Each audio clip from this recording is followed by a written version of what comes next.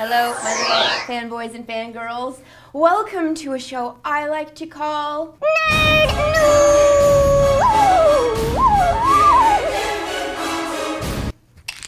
News! Welcome to me. I'm wearing my fancy Captain America shirt today because this new limited edition poster was released online that's gorgeous. It looks like it's originally from the 40s, even though it's not. Isn't it beautiful?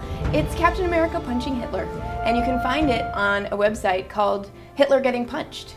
There's a website that's about that. Can you believe it?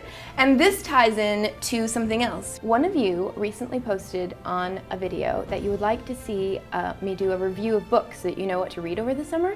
The first thing I would like to recommend is a nerd news kind of book. It's called The Amazing Adventures of Cavalier and Clay. I'm sure a lot of you have read it already. It's by Michael Chabon. It's one of my favorite books in the entire world. It won a Pulitzer Prize. I think that we should all read it, and then in a month, I'll make something where we can all talk about it afterwards. Okay? Like it? Do you like this idea? I hope so. Let me know in the comments if you're gonna do it. I'm gonna reread it myself. Are you guys readers of the Girl with the Dragon Tattoo trilogy? The movie that's coming out this December looks amazing. I just watched a preview. David Fincher directed this movie and Daniel Craig is starring in it. It looks so amazing. It's very edgy and dark like most Fincher movies. And did you know that the trailer is scored by Trent Reznor and Karen O covering a version of Immigrant Song by Led Zeppelin? That's just too many good things in one place. I feel like my brain is gonna explode. Next up, I have a spoiler for Dark Knight Rises. So if you don't want to hear about this spoiler, turn off the audio and close your eyes for 30 seconds starting now. So apparently, a photograph has been taken of Liam Neeson in costume on the set, which probably means he's going to be reprising his role as Ra's al Ghul. We don't know yet whether it's a flashback or if he's being resurrected from the dead, but it's interesting and exciting. I'm super curious. The training is nothing. The will is everything. Oh, and by the way, this isn't totally finished or certain yet, but yeah, Russell Crowe might play Jor-El in the Man of Steel movie, no big deal. And next, musical news. Did you ever think we would have musical news and nerd news? Well, we do, because Spider-Man Turn Off the Dark just came out last week on Broadway. It opened to pretty medium reviews, unfortunately. All of the reviews apparently say sort of the same thing, that it's good, but not great, and that it lacks some heart.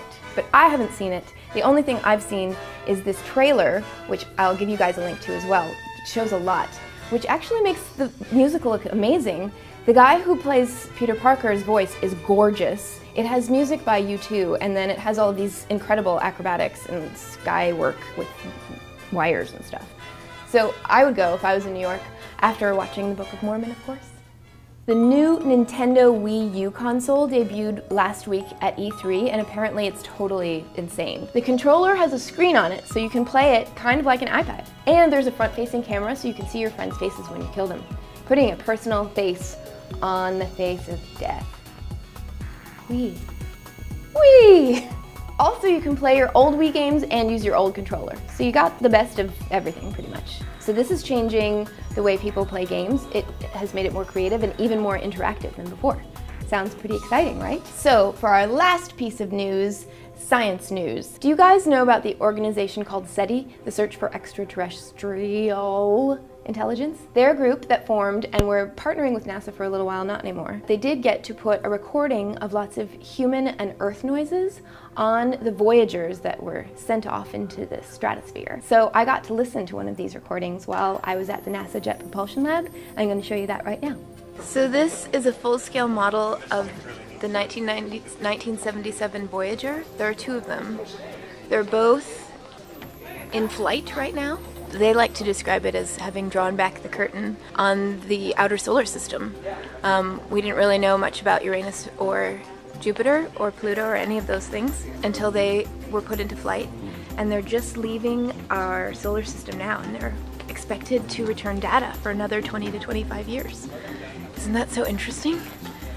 It's this machine is leaving our solar system before any of us do. Or after, in case we came from outer space, depending on your theory of life. Really cool.